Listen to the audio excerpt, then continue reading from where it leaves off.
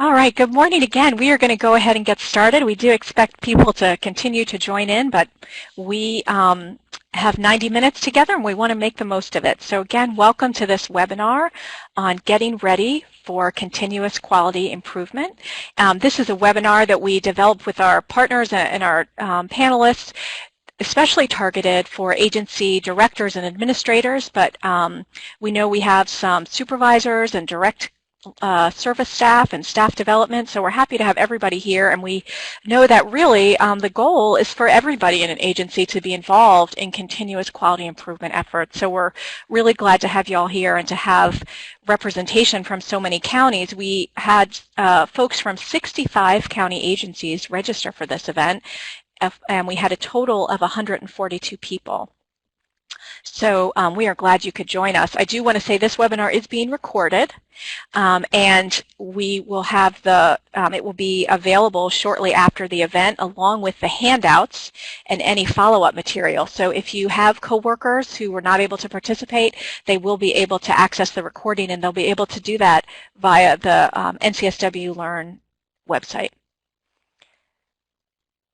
So let's go ahead and get started again. My name is Millicent Blythe. I'm with the Jordan Institute for Families at UNC.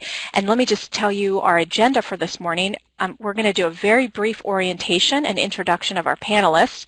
Then we're going to talk about some important context for CQI and some of the state level efforts at continuous quality improvement, because we know that's important to make sure everybody's on the same page and aware of what's happening at the state level.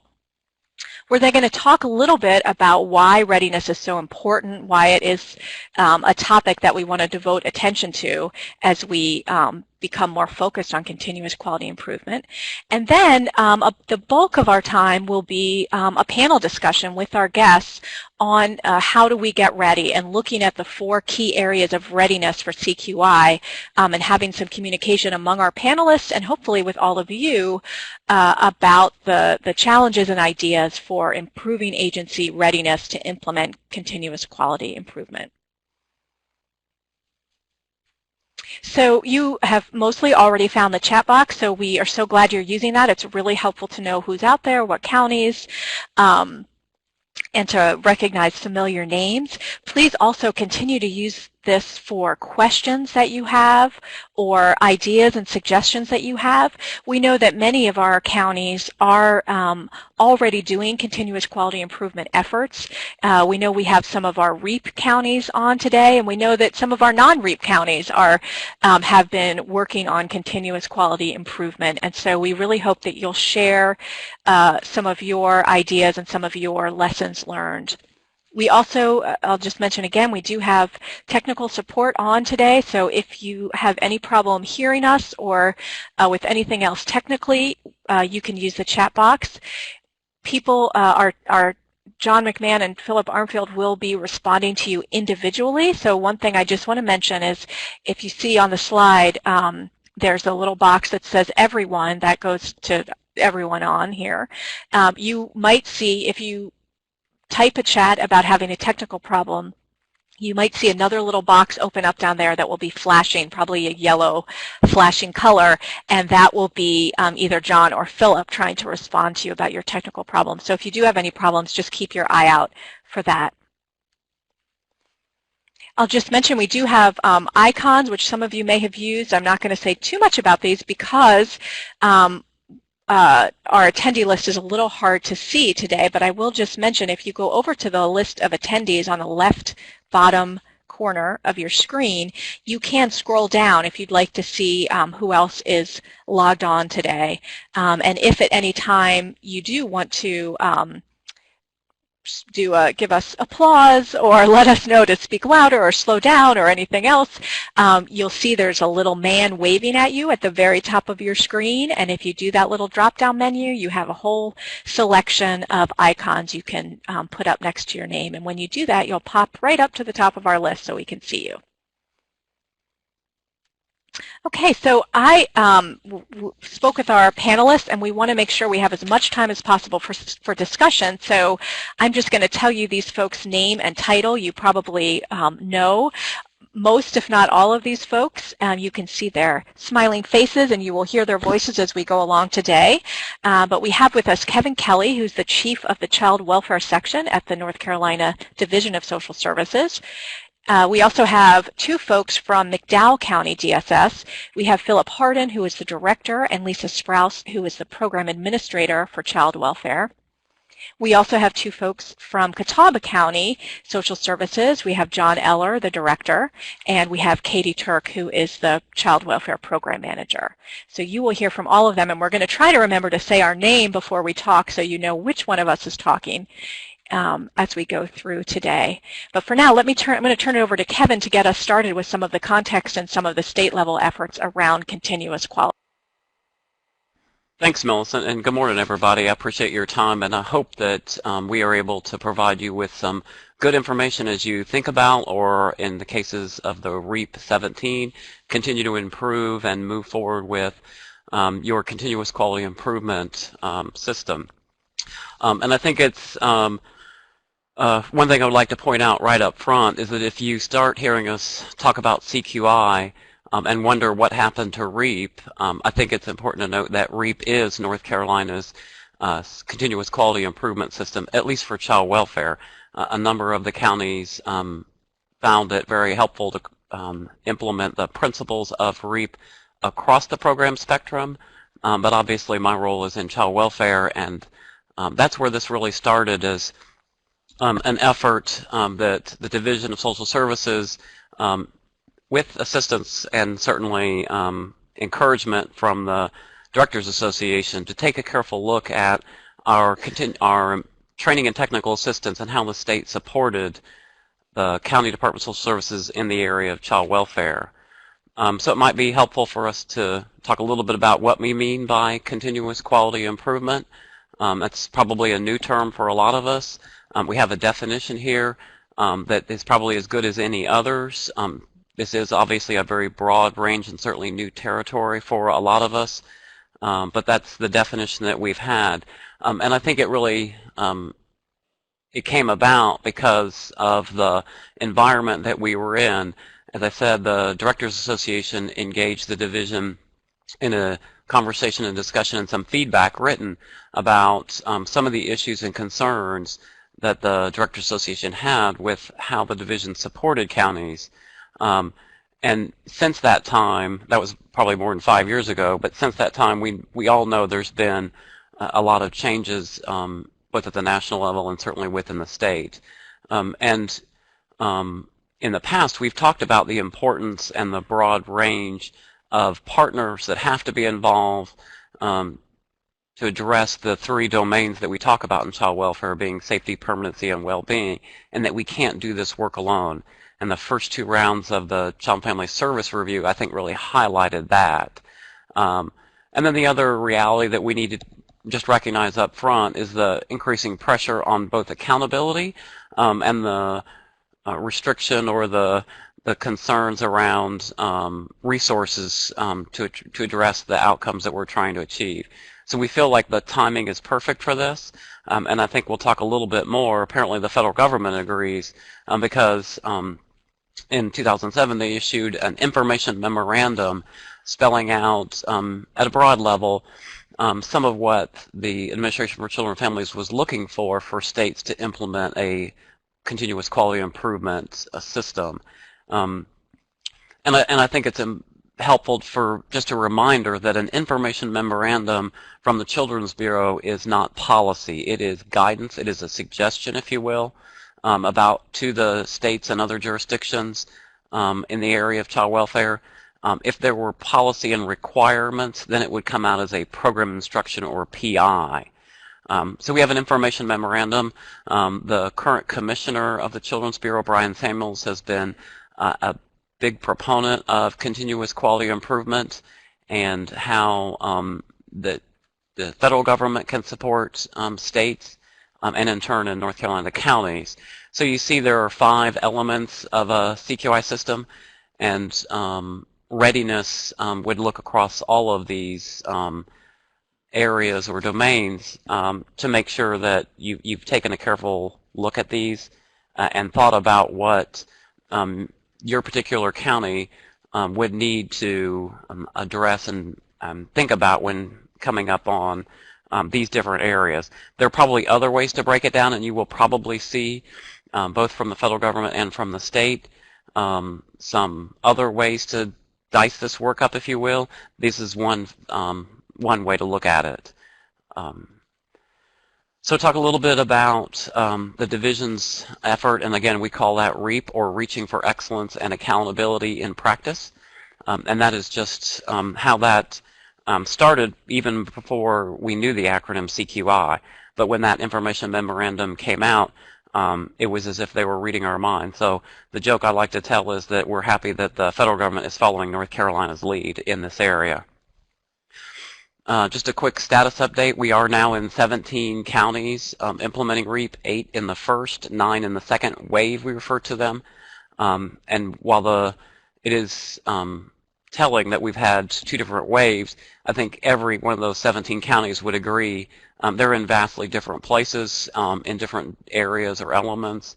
And I think that's probably why many of them are on this call this morning, is because they know you can't underscore the continuous enough in continuous quality improvement. It is a process that you're never there, never quite done, but always working on and always trying to improve upon. So we've outlined 4 steps in the REAP model. What underpins many of the work is the data dashboard, and you'll see there in your handouts there's an example of one of those. We are working on producing those on a monthly basis for every county. The 17 are currently receiving them, but we can continue to work towards the 100 and as soon as counties are ready or feel that they're ready for those. You will see many of these elements, these achievements as we refer to them, are very much in line with some of the same achievements that you've looked at in the past in terms of the CFSR and other outcomes. So going back to the 4-step cycle, you'll see that one of the first things a county would need to do is to conduct a community child welfare assessment. And that's just a bringing the partners together time to really get some feedback on where that particular county is at that particular point in time. What are the areas most needing improved? And what are some areas that, while never reaching perfection, as I said, maybe not as necessary to improve. And it is a community assessment. It isn't just about the public child welfare, but about the total child welfare system in that particular community. There will be some partners at the table that are common to all 100 counties, but then there will be other partners that are unique to that particular county. And it is based on strengths and needs, and it is developed, like I said, with community partners. And it will help inform that community as to how the Division of Social Services and other statewide partners can help provide training, support, and technical assistance. One of the other supports that the division has implemented in helping counties tackle REAP is what we refer to as Becoming Achievement-Focused Trainings. And of course, we have to create an acronym for everything, so we refer to them as BAF. And if you hear somebody talk about BAF 2 or BAF 3 or BAF 1, then you'll know what they're referring to. And we do, I think the pyramid is an apt approach to thinking about this, because there is some foundational work that has to happen before you can move on to some of the more advanced or later on components. And we have found through, again, the partnership with particularly the original 8 pilot counties, that this is a good way to implement them. So I guess I'll just take a pause and give a shout out to those original 8 that really helped develop where we are so far with REAP. But to know for every county, this is an ongoing process, and it will always evolve. So if you see any changes in it, just know that's part of the process, is to continually improve REAP itself. And you'll learn more about these trainings as they come along, and you have determined that you are ready for that. The other visual that we like to show is that it is a 4-step cycle. although they are numbered, they aren't necessarily in sequential order that when you finished one, you move on to the second one, that you will be moving back and forth across these 4 steps. As you become more sophisticated, you might have to go back to another step. Number 1 is to adopt outcome measures and goals. It's much like your community assessment, that you, once you've done that scan, that you now have a beginning idea of where you need to move next. And part of that, as I said, these overlap, is the collection of data and information. Historically, we've looked at data as some of the type of elements that are easily quantifiable, but in this case it also means other types of data, whether it be survey type data or feedback from key partners that you work with. So take the broadest definition of data that you can, and then to review and analyze and interpret that data. We all know that in the past the number doesn't necessarily mean anything, it doesn't tell the full story, and that you have to look behind the data, and that's really what step 3 speaks to.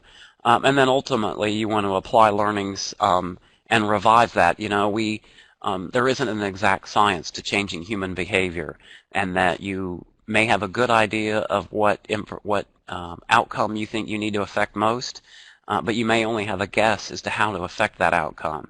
And that's why it's important to monitor that and to apply your learnings, and if it isn't working, to try something different.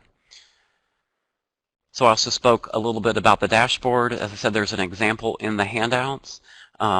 These are the common achievements that we feel are so important that every county would need to look at these at a minimum. They aren't the alpha and the omega. There are more elements to look at. But this is something that we think everyone will want to be focused on. And I should say, remind everyone that they weren't developed by the Division of Social Services, but rather a similar process with the statewide community developed these elements. Obviously, they were influenced by the federal government, but a lot of other parties and partners had a lot to say in what they should look at. And again, they will evolve over time, but they are what we think are some of the most important things that we need to look at. And you'll see the little visual with the flashlight. I have to also give credit to Margaret Dixon in Pitt County, who came up with the analogy that data should be used as a flashlight and not a hammer.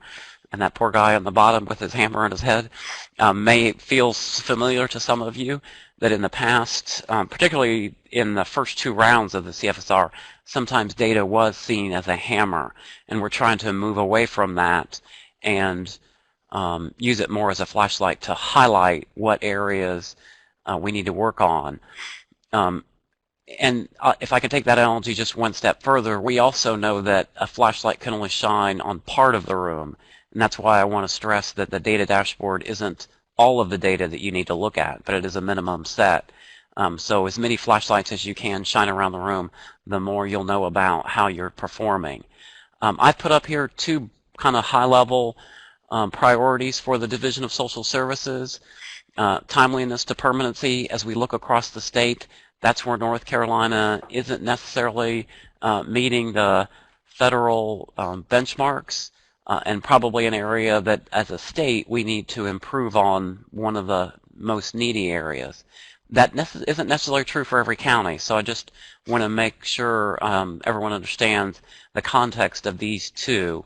And then the second one is just something that I stole from the federal government, and that's elevating the outcomes related to well-being. I think it's fair to say that up until now, for very good reasons, we've, as a system, focused a lot on safety, and obviously in the past 10 years made tremendous strides in the rate of permanency with positive outcomes. Still have some children aging out of care, which is a less than positive outcome to permanency. But with the number of children we have in custody today, you can just know that we've made great strides in permanency. And certainly elevating well-being to that level doesn't in any way detract from those 2. We know our primary mission is, and probably always will be, first and foremost to ensure children are safe and that they have, as soon as possible, permanent positive outcomes. But well-being, for the most part, has been sort of an add-on. And I think everyone knows, but I'll just come forward and admit that in round 2 of the CFSR, it was well-being that we failed to achieve what the federal government required of us. So that's just another point to underscore how important well-being is. And I think ultimately the best outcome for children is to have positive well-being, obviously, and that's just why I put that up there. And then the other bullet here about the division working on our readiness assessment and a CQI plan for the division. You know, we are together working on this. We don't have all the answers, and as a division, we know we need to have a readiness assessment and a plan for how we're going to support County Department of Social Services. We do provide some direct services, but for the most part, our role is supportive. So it looks a little different for the division, but it isn't. The principles and the process is exactly the same. And we are, and by no means finished or ahead of any county in particular, but it's just something that we're working on together with counties. One of the support systems that we think will be very helpful is an automated web-based system that we're calling the TA Gateway, or Technical Assistance Gateway. It is an online web-based system. The 17 REAP counties are beginning to use it, and that's another area where I would say the learning curve is very steep right now, and we want to spare as many counties the pain of changing and learning as we possibly can. So if you ask me when will we see the TA Gateway, I don't have a concrete answer for you, but just to know when we feel it's a helpful tool, we will release it. But at this particular point in time, we're still learning how to make it a helpful tool. But the point here is not to have client-level data, but to have TA-level gateway tracked and monitored. And I guess I can highlight why we thought this was important in a feedback we received from the association that sometimes when a worker or supervisor contacted the Division of Social Services and in a particular question or area, the answer you got was somewhat dependent upon the person you asked. And consistency is an area that we recognized early on was an area that the division needed to improve on, and we believe the gateway will help us do that, because once all of us are using the gateway, then the same answer can be given to the same question.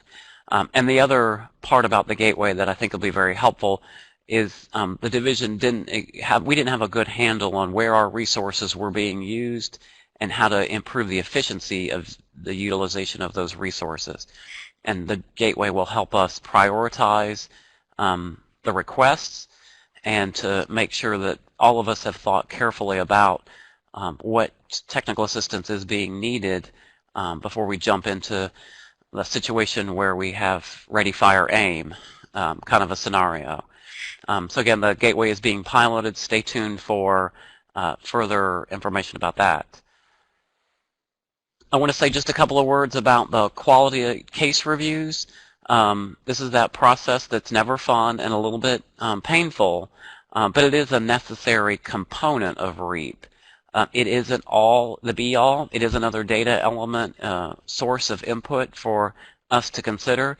It's sort of a non-statistical sampling, but a very deep dive into practice and how that's reflected in the services we provide to children and families. And we're trying to balance what the federal government will require of us with the best ideas and input from counties. So thank you to all who participated in the focus groups about how we can improve that system. There is still a case review process required by the federal government. And as I just want to keep saying this, I don't mean to harp on it, but it is just one component of REAP, but it is a necessary and very valuable component.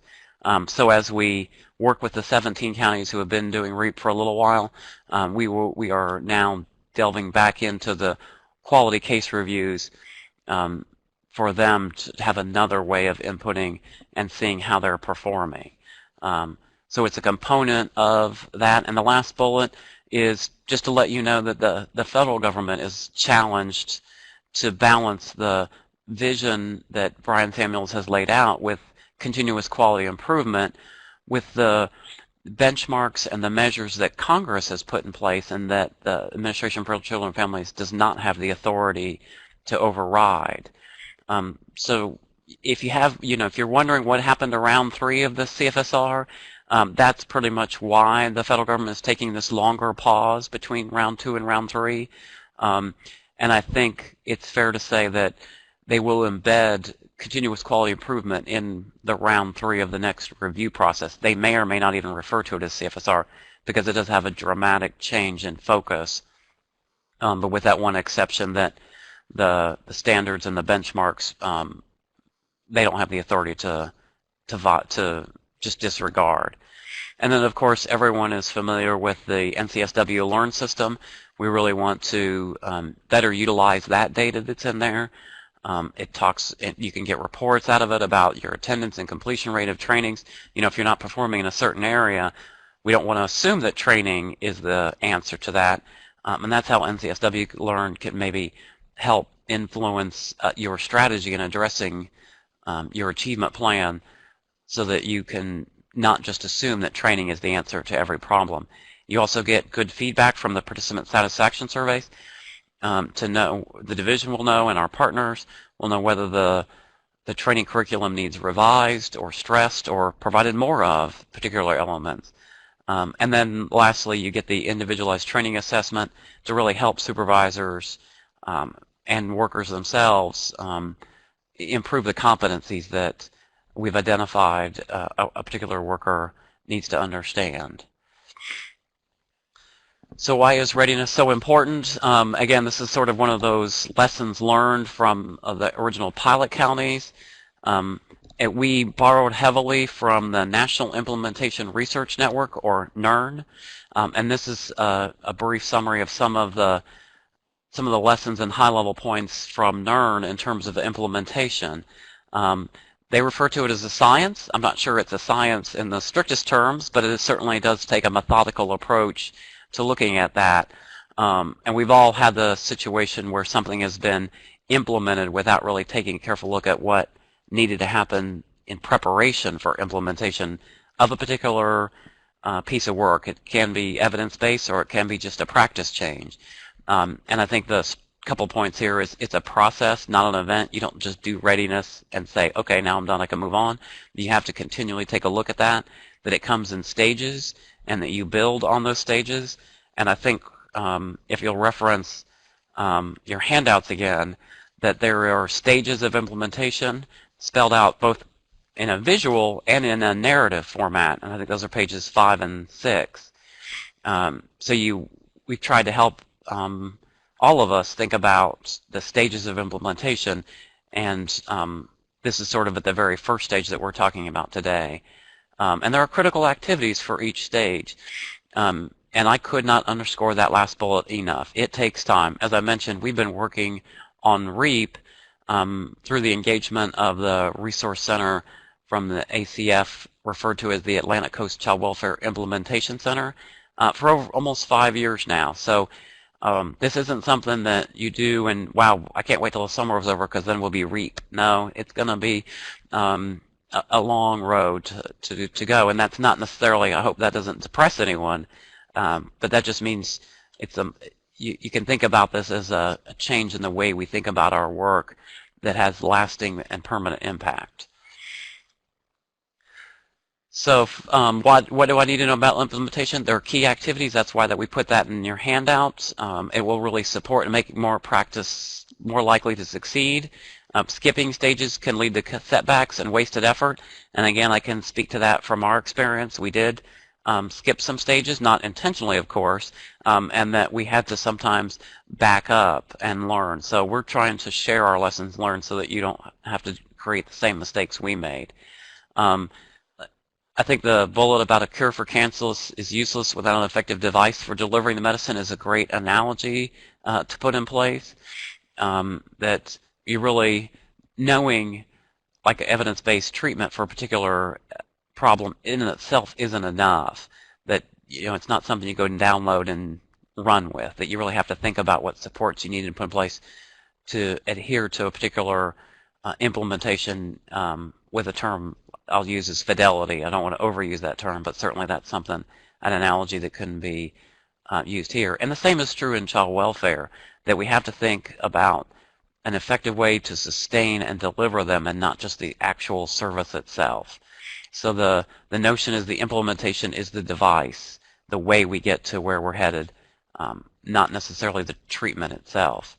So I spoke earlier about the REAP implementation guide. We're at the far left of this area. I think some of the 17 counties might say, oh no, we're more in the middle, and that's probably true, but for purposes of this call and what we're talking about this morning, we're going to stay focused on the far left, the exploration stage and the readiness assessment stages.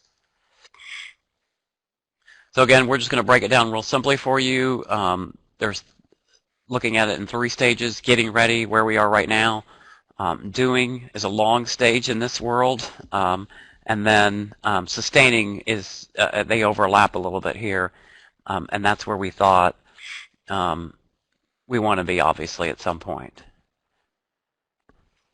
So Kevin, let me just pause there if I can. First, I just want to invite, so we've heard a little bit about the context for CQI and some of the state level efforts, and also a little bit about readiness and why we're spending time on readiness. So one, want to invite folks in the audience, if you have any questions or comments about what you've heard so far, about what Kevin's talked about, please feel free to use your chat box. I'm sure if you are wondering about something or having a reaction to something, there are probably others in the audience who are having the same reaction.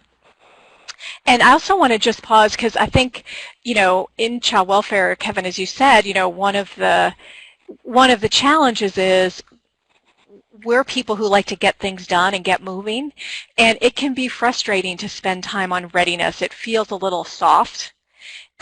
If you're ready to, you know, improve your practice in an area, if you're ready to tackle an area where you're not doing well, I think there's a lot of internal pressure and external pressure to get going. You know, what are you doing about this? And so I just wanted to turn to our panelists and say, as you know, from the county perspective, what has it been like in your counties to sort of slow down a little as you've implemented REAP and spend some time on readiness? How has that been for you, and how has that been for your? This is Lisa from McDowell. For us, it's been, for me personally, it's been a challenge. As a social worker, you have a fix-it mentality, and you want to jump right in there and get things going. And so we have had to slow down in respect that we're looking at getting our community partners to the table in the next week or two, and it's not eating the elephant all at one time, but it's bite by bite.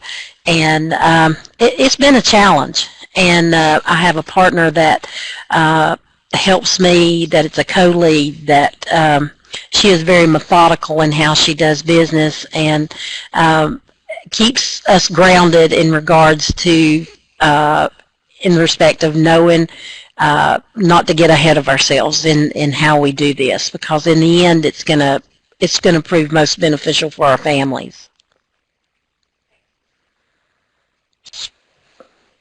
And I also want to say, this is Katie Turk, and I'm a program manager in Catawba, and I think we have had to really assess just kind of where we really are regarding outcomes and data, and just this idea of quality case review, and that even though we've been doing this for a lot of years, we realize it's in pockets and it's kind of all over the place. And so what does that mean, and how people interpret data, and all the pieces of readiness that we really just need to back up and say kind of where are we, and then where do we go from here. And that's difficult at times when you're thinking about just wanting to just jump in and we already do this kind of mentality. So this is Lisa again from McDowell. For us too, it's been a really big teaching moment with our staff in regards to management. We have been obtaining data for quite some time, and in a investigator, case management, foster care, adoption, social worker, that that type of information is not really trickle down, and so it really it hasn't affected them, so to speak. And so now we're having to teach data, what data, how it impacts your job, how it impacts our families, and it's really coming from an elementary approach in regards to staff and what data looks like and why we're gathering it. This is John from Catawba. I think for me, one of the things that really stands out among many of us, including myself and us in Catawba, is that oftentimes we may think we're doing a really good job with CQI, but I really challenge all of us to really ask that question: are we really doing the work that's involved with that process? Because it's something that can't be rushed. It takes a lot of time in an already busy environment, and I think, as Kevin said earlier, we're on the far left of the spectrum, somewhere between stage 1 and 2, or maybe not even off of stage 1 yet, but we're assessing our needs internally to get our own shop in order so that by the time we're ready to talk with our community partners, we can have a better dialogue, because I think you need to assess your own internal challenges before you move to that level. I think also as a community, we've done many communities assessments already, and we also really try to look at the broader issues, but through this CQI process, we're really stepping back and trying to identify, focusing on just a select few challenges that we're faced with as an agency and beginning to peel that onion, so that then once we get those partners and components in place, then we can have a concerted effort to really try to get us all moving in the same direction. And I think that we'll be able to positively impact those areas. We have to have the buy-in, but we have to have the data to show the why, so that at all levels people understand why this is an important process to go through. And then we hope to create a model with fidelity that focuses on the CQI process and make it sustainable. But it is something that isn't able to just be jumped into and started and completed in a few months.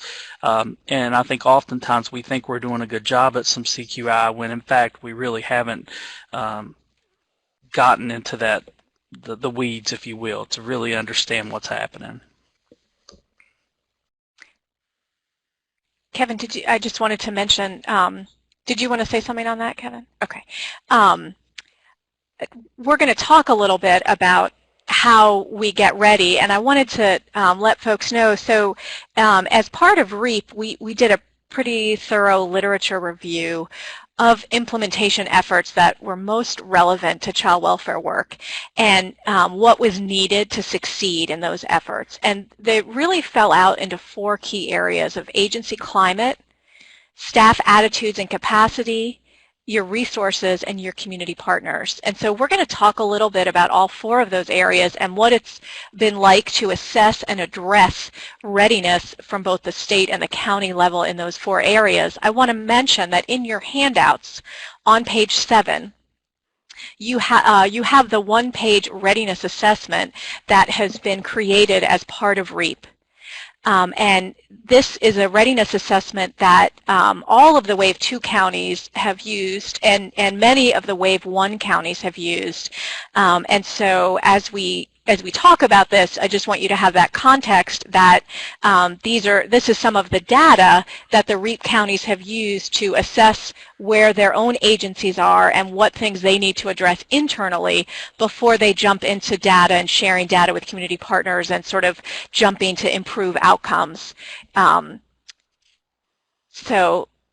Let me just move on to the first one, which is agency climate. And just to give a brief definition, we're talking about the collective attitude or perceptions that employees have about their work environment, just to give us some context for that. And I think for this area in particular, it's really important to remember and think about that parallel process that, we through MRS have talked a lot about how we hope that workers will be with families and children and the types of partnership and the principles of partnership that workers will bring to those relationships, and that really, in terms of readiness, we want to think about what does that look like? How does that translate in terms of how supervisors engage their workers and how agency management and leadership engage their supervisors? So we really want to be thinking about all of those different parallel levels that make up an agency climate.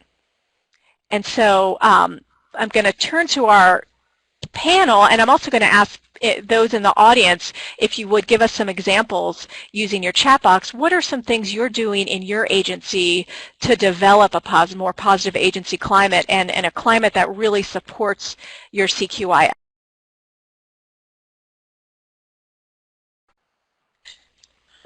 This is John. I'll start while people are typing some of their questions here, but just a few things that stood out to us during this process. We're really excited about REAP, and we feel the outcome's going to be much better and beneficial than the prior punitive CFSR process. And we think that done correctly, this is going to be a true strengths-based approach to focus on a more tailored approach with counties versus an antiquated one-size-fits-all approach. But I think there are times when managers and supervisors and directors, often we think we know what the issues are that exist within an agency, but as we look at, climate and then culture, and we think about that, I think sometimes we may skip what the perception of our staff and even our community partners are in that process, and those may not correlate with what we think is happening. So, in these handouts, as we look at the REAP readiness assessment, we took this and modified it internally to assess our climate in child welfare and the perception about the pressing needs. And what we decided to do was use a Likert scale. We modified it. I'd encourage other counties to modify it to meet their need. And we sent a version out to frontline staff, and also another version. We sent the same survey but to two different populations because we wanted to know what the different perspectives were, and we sent it to the line staff and then to supervisors and managers and the assistant directors. But then we compared the two results, and what we found was that the area for both populations noted as needing improvement was better communication, support and collaboration across units. And so what we're trying to do is develop strategies to help us improve in that area. I think we knew that communication could be done better, but what we found was that it could be better at all levels. So it wasn't just a breakdown in one pocket. It was, even up to my level and even back down. And so it was kind of that aha light bulb moment. So we're doing our best to be transparent to staff, work together, and our hope is, as Mel said earlier, that our practice will improve and hopefully satisfaction levels of staff as well. So going through this process and tailoring that survey really helped our agency. This is Lisa from McDowell. We also did I guess, for lack of better words, it was a morale survey, and it came out at a time where we're implementing NC FAST and food and nutrition, as well as getting ready for the Medicaid phase of that. And so we felt like that it may come back. Morale was not very high. However, the telltale sign when that came back was there was the folks didn't want to make any implication in regards to their opinion. And for us, that was a really, people didn't want to step out on the limb. And so I agree wholeheartedly with John that communication is an issue. And I think if you, at any time when you do a survey, communication between line staff and managerial staff is always going to be an area that needs to be prominent, needs to be in the forefront, and needs to be worked on. However, in reality, when you get in the digs and the throes of things, that's often what gets put on the back burner. And so we also, that's in our child welfare department. I'm sure our staff would say the very same thing. An approach that we have taken that is kind of new to us is a voice that has not been heard from is the families, we hear from them in regards to when they complain, but we've not heard from them in regards to the positive things we do.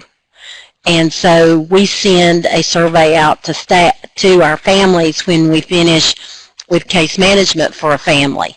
And we've been getting positive responses back. We gather information in regards to service provision as well as were they satisfied with our services. And so we felt like we wanted to put a face to those surveys.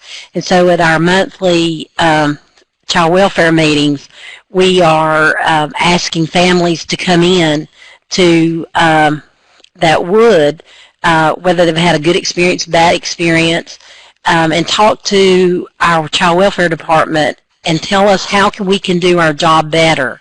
And for an example, just last week we had a family come in who went through family service case plan with our treatment providers and talked to us, really opened up and talked to us about their drug use, how as social workers we can work with families in regards to their drug use, how can we work with families in regards to going to the methadone clinic, and it was really an area that's been untouched for us in hearing positive sides of how families feel as an agency we've contributed to their success, or the opposite side, that we have hindered them in some way.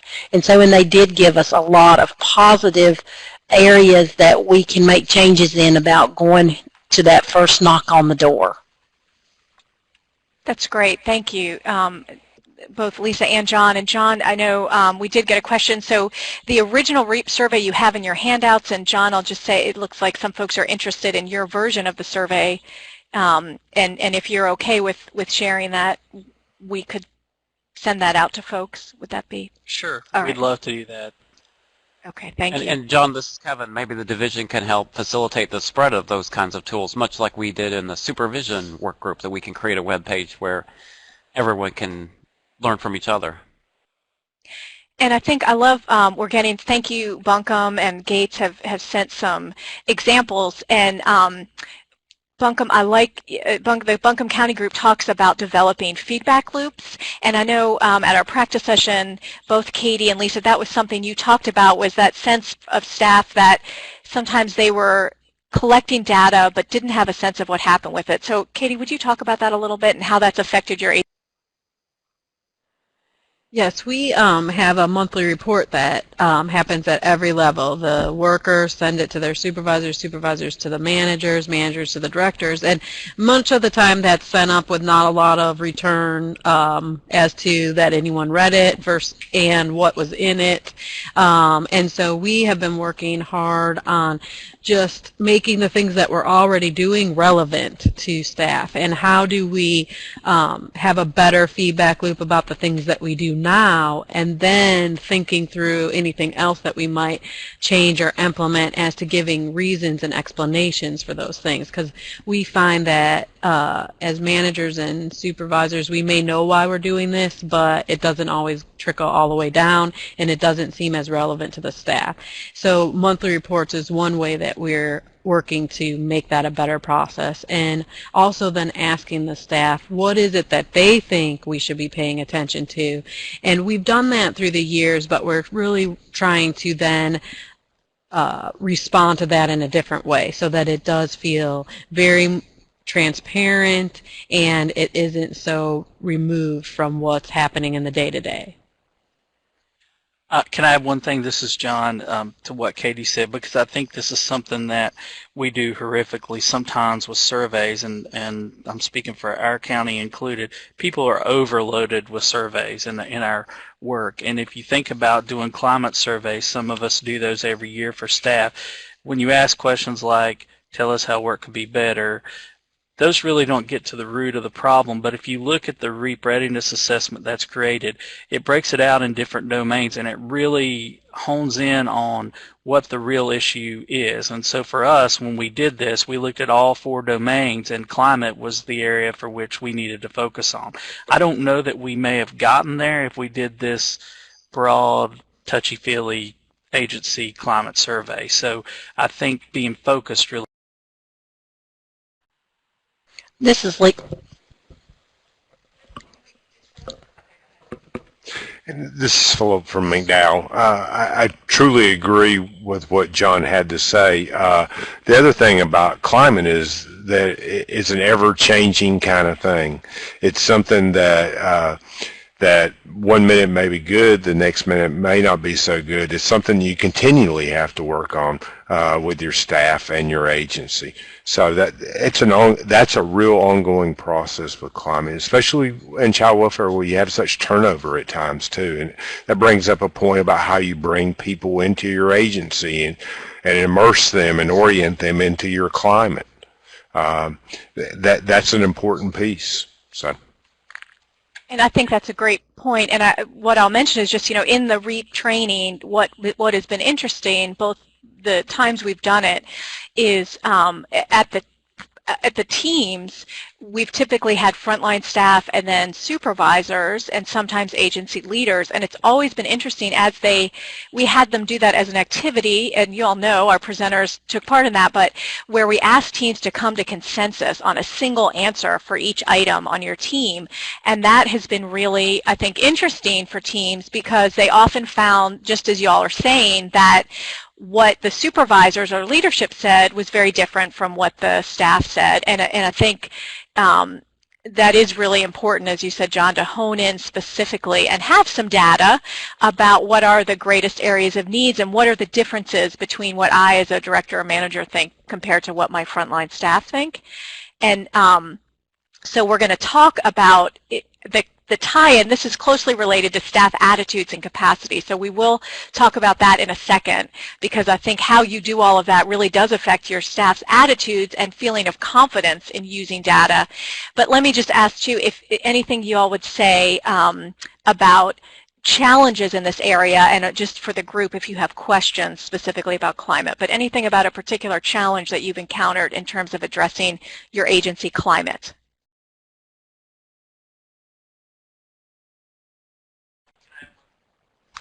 I think one of our challenges in Catawba County, this is Katie Turk, is that, when we did climate survey, we found that our supervisors were just as concerned about climate as our staff. And, that was a place that really helped us understand where we need to work, because, if we're all bought in and it's just the direct line staff that we need to help improve climate with, but if we need to spend some time more with our supervisors first, that is going to have a direct impact. And so we have spent a lot more time working with climate with our supervisors, and will continue to do so, because we definitely learned that we have a lot more work to do there than maybe we even realized. This is Lisa from McDowell. Over the years of doing social work, climate and social workers wanting there to be wanting to know what's going on. I'm not sure if that's a social work nature that we have by birth, by trade, or what, but we always want to know what's going on. We want to know why we're not getting any trickle down from management. Why is there like this veil of secrecy between the two? And so what we've tried to do in our supervisors, as well as myself, is at our monthly child welfare meetings, the supervisors, going back even further, the supervisors, we sat down and developed an outline for a strategic plan for our department, and took that back. Each supervisor took it back to their staff and said, what do you guys think about this? What is our major need in this county? And what would we like to see impacted in regards to REAP, what our achievement plan is? And it was repeat maltreatment. And so how can we impact repeat maltreatment in our county? And so our strategic plan in child welfare, every area is hopefully going to impact repeat maltreatment. And part of how we're doing that is at our monthly meetings, we go over the monthly management report, as well as our monthly achievement, I won't say report card. Kevin scolded us last time for calling it report card, but our dashboard. And so we go over that, and it takes some time, but we go through it piece by piece and how that's impacting, and for the social workers and managers, everybody in our department to take ownership of how can we impact, how can we do our job better overall to make it better for our families and children, because in the long run, that's going to make our jobs better. It's going to make our jobs easier if we do those services and make things better for our families. That's great, thank you. And I just wanted, and I'm sorry did I miss it, did y'all talk about some of the NA responses that you got on the survey and how you interpreted those? Would one of you talk about that? John and I had previously discussed that, and we got a lot of NA, and we kind of took that as our climate, as people are really not feeling safe about making any kind of response. Even though it said that it was anonymous, they're still not feeling like they can make a positive or negative response with that. Yeah, this is John. The odd thing about what happened to us in Catawba is we do an agency-wide survey every couple years, and we could probably do it more frequently, but again, people get burnt out with surveys, and as Phillip said earlier, people come and go, so I wanted to at least give some time for things to settle, so every 2 years we do one of those. And our responses on those surveys are fairly positive, I mean, as far as the climate of our agency, but when you get specific like this and dig down, our responses were very different. And so, I think this is where leadership and coaching and supervision really come into play. Just like any employee, all of us have to be able to see what can be done before we deal with the problem or expecting a change. And I think for us, when people check that NA box, and honestly we had more supervisors check the NA box than we did line staff, and then that begins asking the question. So on our biennial survey that we do, if everything checks out, great. And then on this survey we have those NA responses, you tend to wonder what's going on. And I think as a director and as managers and supervisors, we can't take that personally. When I first saw those NAs, I thought, people just, they're afraid to talk, or what's going on. But really that I don't think is the case. It's just some people don't know they have the flexibility to think about the change, the new way of thinking versus the old way or status quo. And so I think once the expectation is out there that it's okay to go toward this new culture, I think then we start focusing on inclusiveness and engagement, and allows for that CQI process to naturally occur. And I think that employees, Phillip hinted on this earlier, employees impact the culture of the agency, but they don't set it.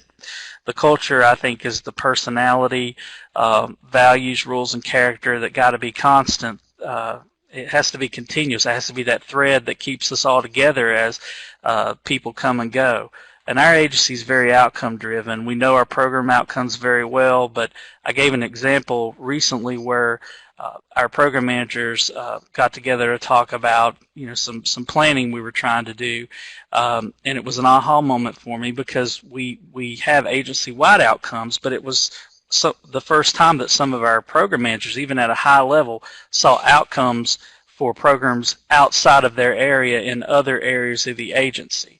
And it was, wow, how did I miss that? And how can we be better about that inclusiveness so we all have accountability and buy-in? So we've got to share and understand outcomes are important, but we got to look at them from the big picture perspective so they tie together in some form or fashion. And this process has to take place outside of only staffing cases and supervision. It's part of a coaching process to gain that buy-in. It's not just about, oftentimes when we have supervision, it's about, I need to staff my cases so I can get a decision done and I need to move on. This is a coaching process at all levels that we're really talking about, and it takes a lot of time. So I think you can't personalize this when you get responses back like that. You just have to make the culture okay for people to know they can share their concerns and thoughts. Did you want to say something about climate, Phillip? Just one thing real quick. I really, truly, it goes back to what John just said, but also we looked at those NAs or on our surveys as opportunities.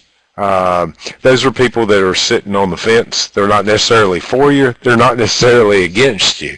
And it kind of goes back to what John said earlier about communication. That tells you a lot about your communication in your agency.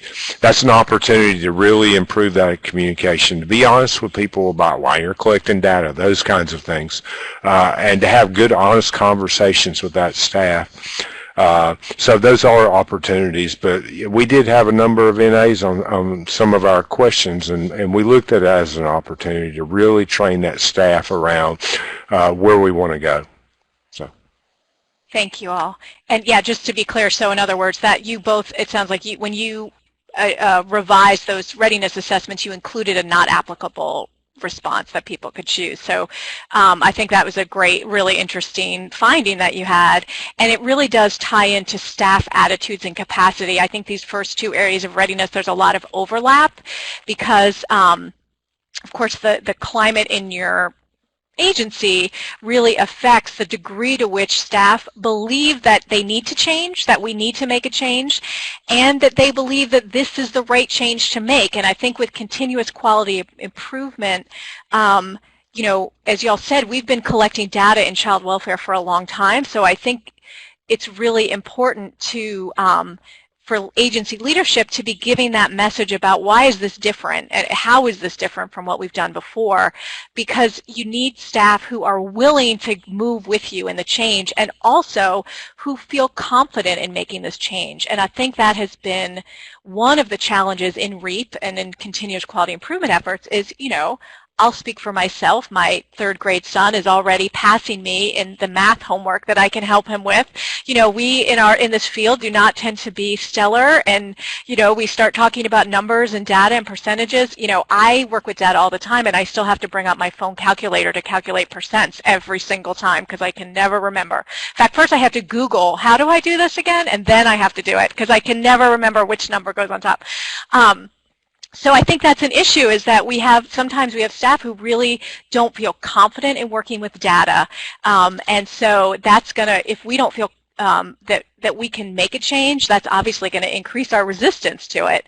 So let me ask both those in the audience as well as the panel, what are some things you're doing in your agency to develop your staff's attitudes and capacity about using data? And I just want to mention, I know Forsyth County mentioned some great things in terms of their internal staff development, their training plan and work groups that they have where they're getting feedback from their staff about what areas need to be worked on and what practice improvements need to be made. And also they have a competency-based training system for new hires, which Krista, I think folks are interested in copies of that if you would be willing to share that. So just want to mention that from one of the participants about some of the things they're doing to develop their staff's involvement and positive attitudes and capacity around CQI. But let me turn to our panel too. What else has been going on in your agency for this?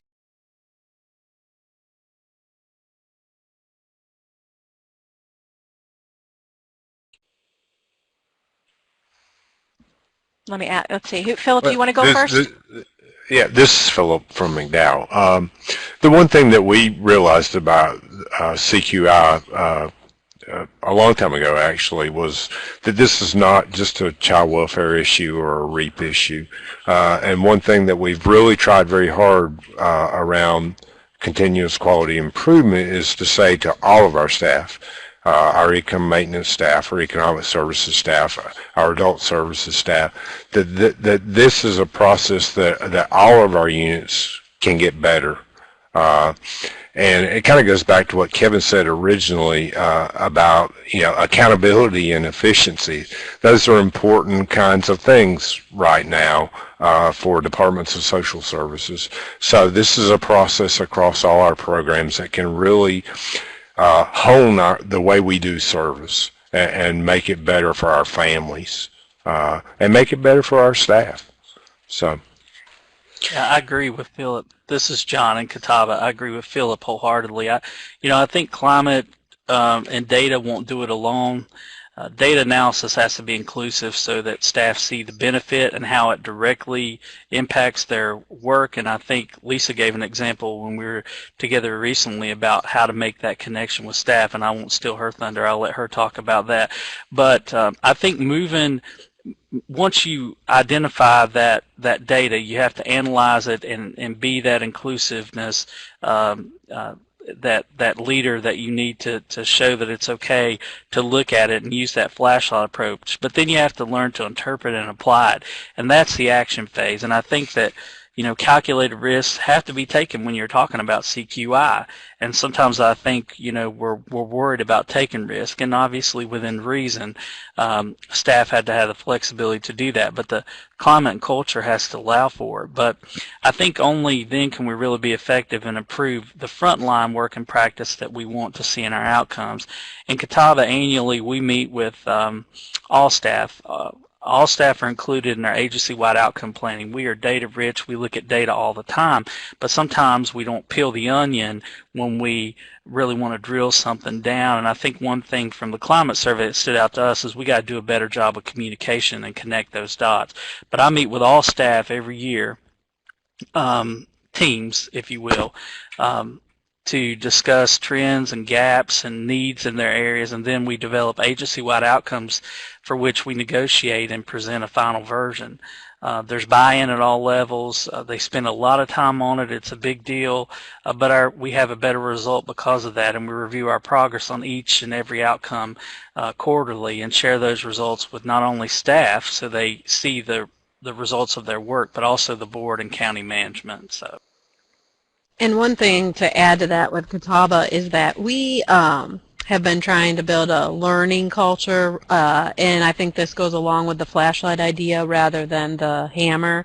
And we've started with, it's been 3 years now, but with Signs of Safety Connected Families, where they actually watch us practice the work. And that has really helped us feel more comfortable being vulnerable in front of each other, doing things a little differently, practicing and making mistakes with your peers and supervisors and managers in the room. The managers practice and make mistakes in front of them. So it has helped, I think, with the attitudes and the capacity around change. And, when we were in the REAP, one of the REAP trainings, there was a person, I think he was from Pitt, but anyway, that was real proud of his own data, and I thought that's the next step, the idea to be able to just say, these are the things I'm doing well, and these are the things I'm still working on, and it takes time to get there. That does not happen overnight, and the idea of a learning culture is something that I think is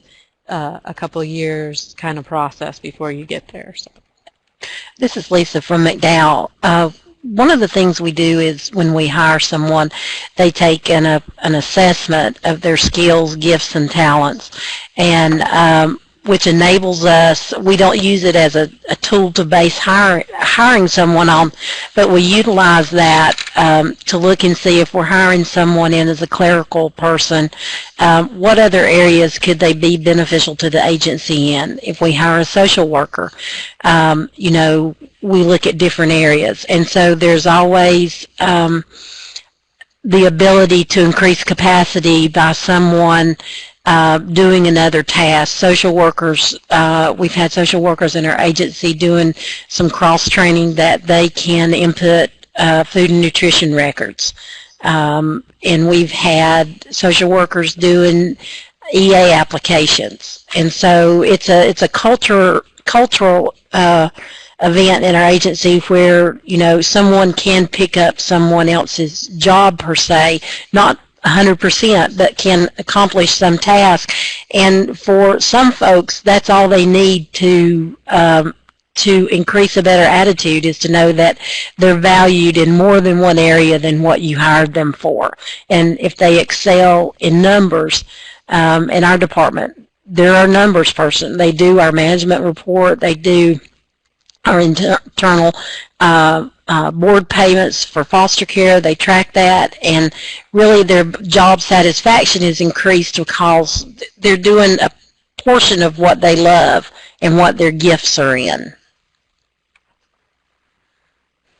I love that idea, and I'm wondering if Phillip, I believe you all use an actual tool, and if you could say a little bit about what that tool is that you're using and whether that's something that might be available to other.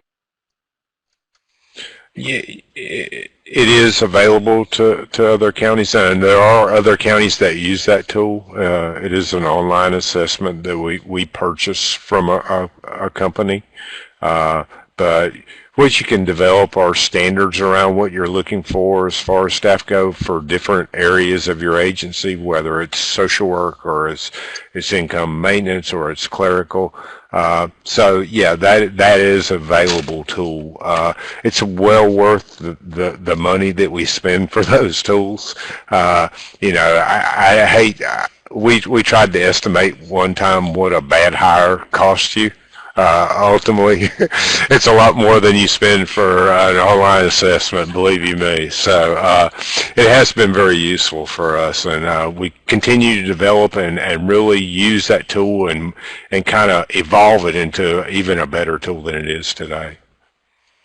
That's great, and I think I love the point. I just want to go back to John and Katie talking about the climate where you can take a calculated risk, and I think whether that's going outside your normal job duties, whether that's speaking up in a meeting about what the data says to you or what you think would improve things, I do think, you know, we have to acknowledge that we don't want to use data as a hammer, but in our in our very recent past, data has been used as a hammer, and when you start looking at data on a unit by unit and a worker by worker level, there is a discomfort with, you know, someone saying to me, you know, how do my numbers compare to somebody else's? And so I love some of the ideas that y'all have about how to address that worker attitude. And I wonder if there's anything else you would say about that sort of particular issue of people feeling sort of judged or threatened by looking at data at that level. This is John. I'll chime in real quick. I think for a long time, many of us focused on perhaps the state benchmarks that are set and spend some time internally looking at those. But you know, one thing that's been extremely valuable for us, and in fact we incorporate it into every outcome we have now, and Katie can attest to this, is that we don't just set benchmarks for ourselves in Catawba County. We match those benchmarks against what's happening with urban counties. So I encourage counties to find a county about your size, a buddy county or a couple counties, and see what your data looks like comparatively. Make sure you're measuring the same thing so it's apples to apples. But then also we look at how our outcomes or benchmarks that we have compared to the state as well as the national average where it's available. And what we've learned is you really get a clearer depiction of how you compare, but what it does is it sparks some conversation to say, hey, I need to pick up the phone and call, you know, Buncombe County or McDowell County or you know, Wilson County and figure out what are they doing that we're not doing, or they call us. You know, we're always open to those. And I think what REAP is going to do for us with these data snapshots is give us the opportunity to do that. Now, I will tell you that can be intimidating for lots of people to say, man, you know, we look awful. But that's everything we're talking about here today. You have to be able to do that because it's about getting the bar raised and getting to that point where you can learn from that. This is Lisa from McDowell. Even on a, I guess a smaller scale level is on a well, I don't want to say social worker on a smaller scale, but on an individual level as a social worker, historically, data meant CFSR, and CFSR meant punitive.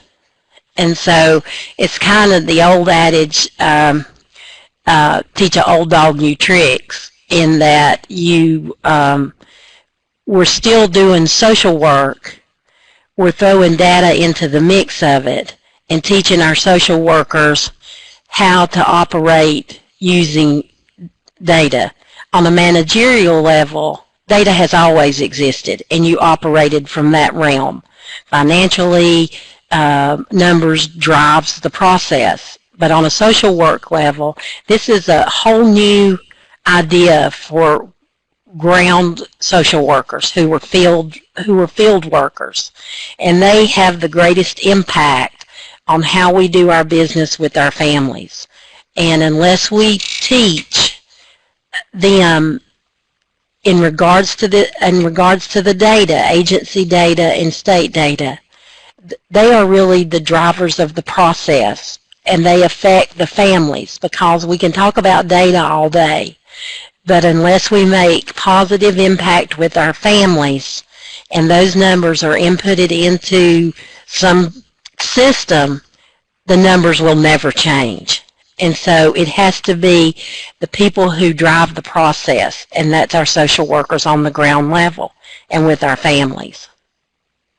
Thank you. That's a great point, Lisa. And I'm going to, just because we're looking at our time, I think those two are really two of the biggest areas that we sometimes overlook. So, but I want to make sure we get to talk about the last two, and the third one being resources. And of course, we often talk about this in terms of money and the financial resources, but I just want to make sure we broaden our perspective to also think about human resources, our resources in terms of technology and equipment, the skill sets of our staff, which that's what Phillip and Lisa were talking about, as well as Antoinette, Holly talked about that in some of those smaller counties, you really need to look at those skill sets and how you are apportioning time.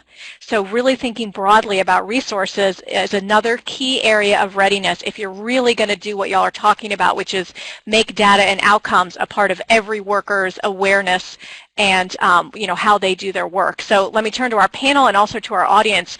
If you can say a little bit about what you've done to reallocate or develop resources for REAP and for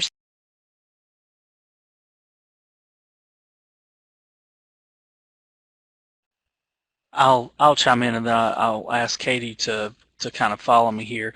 There's been a couple things that we're testing. I wouldn't say that we fully implemented yet, but one thing that we're trying is to have someone do our own spot checking internally, and not someone that mirrors one of the CFSR reviewers, not someone with that approach or mentality, rather a peer.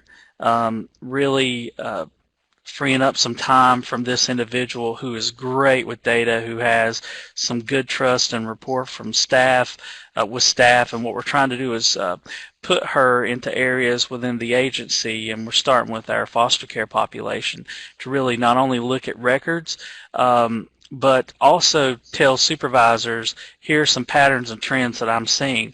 I'm external, she knows a great deal about child welfare, but she's not a foster care social worker, and she's able to really step back. And the supervisors don't feel intimidated by the feedback she gives. The workers want to hear how they can do things better. It's working really well for us, and we hope to expand that to other areas in the agency. Another thing that we're doing is trying to have a field coach, and we're still working through this and how that might work, but I'll let Katie speak to that.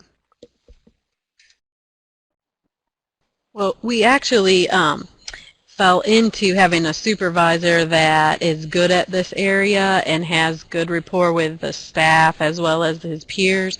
And so he has started using our signs of safety approach, and and going out and watching. We had 6 new workers in the last 6 months in investigations, and so we wanted to make sure that they were trained in a way that hopefully they would stay, so that we wouldn't continue to have turnover. And he developed his own little map of how he was going to give feedback, and it has 3 panels with strengths, areas needing improvement, but we call them more like worries or ways to improve, and then next steps. And he will go out and watch and spend time with the social workers and see them interact with their families, and then he gives feedback to them and also to in another meeting, them and their supervisors. And at first we thought that we might get some pushback from staff feeling like they are uncomfortable with a supervisor out there watching them. Well,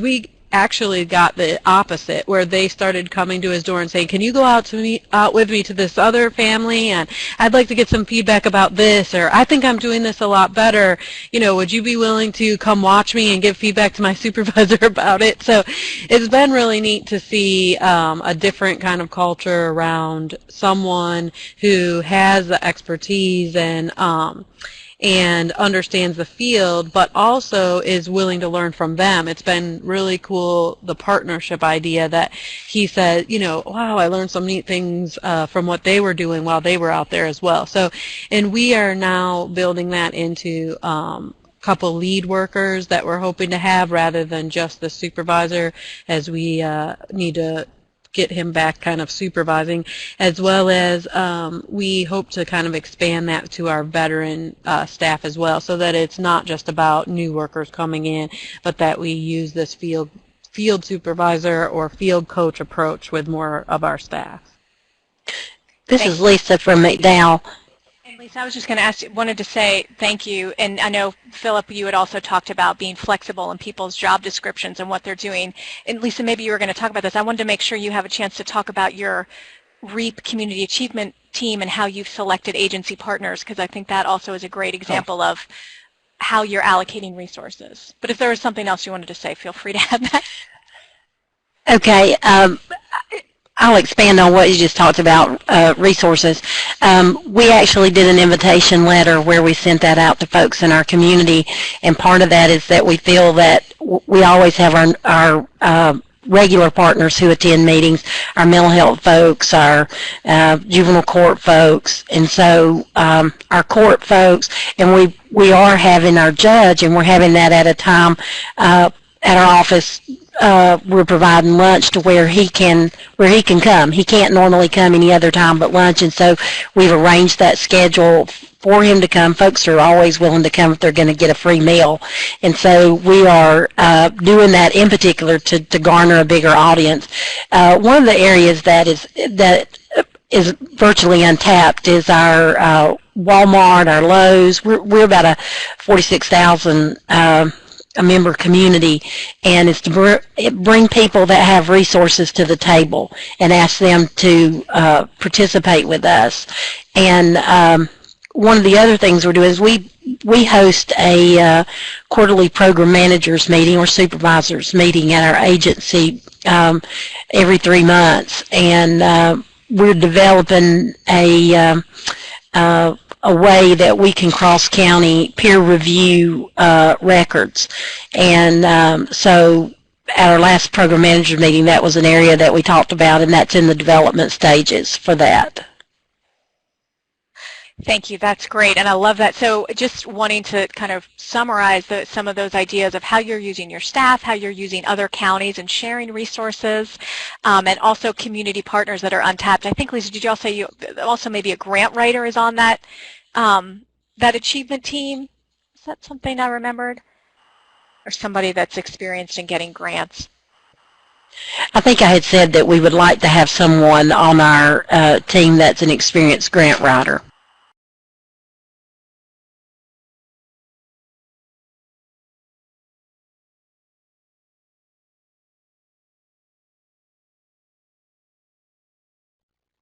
Sorry, I forgot to turn on my mic. Just encouraging people to think broadly about resources and being creative. And it looks like we also got a request to Catawba to share some of the coaching tools. So we will be sure to send out a follow-up document, and we'll try to gather as many of these examples and tools as possible. Just want to have a minute or two on community partnerships. I think Lisa already spoke about sort of being strategic in terms of when meetings are. Are there key people who have to be in the room, like a judge? And if so, when do those meetings need to take place? Because I think with community partnerships, in terms of readiness, it's really important to not only think about the number, but the quality.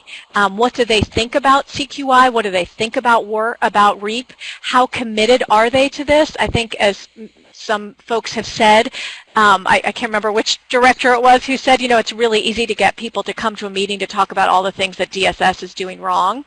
And so when we think about readiness in terms of community partnerships, it's really about how do we get joint mission and agreement among our partners that that we really do have shared accountability and clarifying those roles and expectations. So the readiness assessment tries to pull out some of those issues, but I just also want to, again, give our panel a chance to talk a little bit more about community partnerships and, in particular, engaging people beyond that first meeting of coming and talking about all the problems DSS has. Well, in our way that, this is Katie, that we are starting a little bit further back than we normally would. We just started talking about around readiness, how many community meetings we already have and how the same people go to all of those, and is there not a way to consolidate some of that and look at that and be more strategic and productive around the meetings in the community? Because I don't know if everyone feels this way, but I'll attend the same meeting in in a month with the same people 5 times, and we have different agendas. So could we not just put those all together and do it in one setting? So we're working on that and having that conversation as a part of readiness before we even start involving the community in this next step. One thing we're also doing is we put all of our data on our website so that all of our partners can see it, whether it's good or bad. If you go to our website, we have an interactive tool that shows you everything that we track internally. So not only do we have it internally, our community partners can see it, our elected officials can see it, our judges can see it. And so what it's done is created a more transparent process. So instead of a partner coming to you and say, you know, gosh, why are your recidivism numbers so high? Instead, the conversation from us is, we really want to impact recidivism in a positive way. Here's our numbers. You've seen those. What can you do to help us? I love that. That's a great example. Phil, do you want to say something before you go? Yeah, real quick. To kind of add on to what John has to say, it's nice that your number's out there, but you really have to develop those partnerships with those community partners to explain what those numbers mean. That's just so important. I'll give you an example for our agency. As we really changed our work and the way we went about dealing with families, our foster care numbers went down tremendously over a number of years because we moved a lot of our work to doing prevention and doing work with families. And you know, me personally, I thought, well, people would be happy about that kids were staying in their homes or they were being adopted or whatever, you know. But come to find out, that wasn't necessarily so. There were lots of people saying, oh, well, they're not taking, it's an issue around money. That's why they're taking kids into foster care, or they're leaving kids in harmful situations. So you really have to be out and having discussions with those community partners around what those numbers mean, how they're important, but what they mean and why they're occurring. I think that's really important. That's an excellent point, and I think also just to go back to Lisa, you talked about having birth families, I think, or client families come in to talk, and I think just to put in that, we would be remiss if we didn't talk about that importance of making sure that birth parents, resource parents, foster parents, and youth in care are part of these conversations, and how critical it is at helping us understand the data, understand our practices, work better with families, and really engage community partners. So I just want to quickly ask the folks, we have just a couple of minutes, so I'm just going to ask folks who are on the line if you would go ahead and take a couple of quick polling questions. Having heard having heard this little discussion, if you could talk about which do you think is the biggest area of biggest strength for your agency in those 4 areas of readiness, and which area do you think is going to be the biggest challenge for your agency? And then the third polling question is, how confident do you feel that you can improve your agency's readiness? So just wanted to get a sense of sort of where things stand for folks. I'm going to give you just a couple of minutes to do that, and then I'll give you our closing information. And what we will do is we will save these results, and again, we will send out a follow-up document, and we'll be sure to include these results too. So it looks like pretty high confidence level about improving readiness, which is great, and those who are less ready will hope that perhaps some of the resources we share will help improve that sense of confidence. And we'll again talk about sort of areas across the state. It looks like at this point staff attitudes and capacity looks like the biggest area of strength in general, and also the biggest challenge. So that's interesting. It's probably true, right, Katie? Yeah, that's exactly right. It's just like in relationships, what you love about people is also what drives you crazy. So thank you for doing that, and we will again share those results in the follow-up document. Also want to invite you to just real quickly let us know if you would use the chat pod and just tell us what is one thing that you plan to do this week to assess or develop your agency's readiness for continuous quality improvement and for REAP. I'm going to ask folks to just take one more minute to answer that if you would.